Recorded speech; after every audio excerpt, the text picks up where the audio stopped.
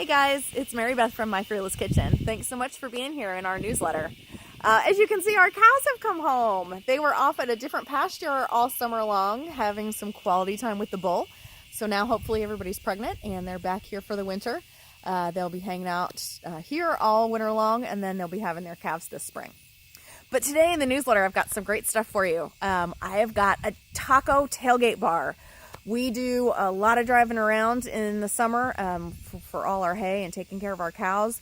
So I end up feeding the guys on the road, and this tailgate bar was a huge hit. So whether you're just driving across town, or you're headed to an after school thing, or you're headed all the way up to West Lafayette to go get that Purdue football game, this taco tailgate bar is going to be a big hit. I've also included a slow cooker taco recipe that will feed a huge crowd. So between those two things, that's all you need. And the last thing that I included in the newsletter for you guys today was, I don't remember, and I left my list inside the house so I could come out and show you guys the cows. So I guess that's the important thing. So thanks for joining us in the newsletter.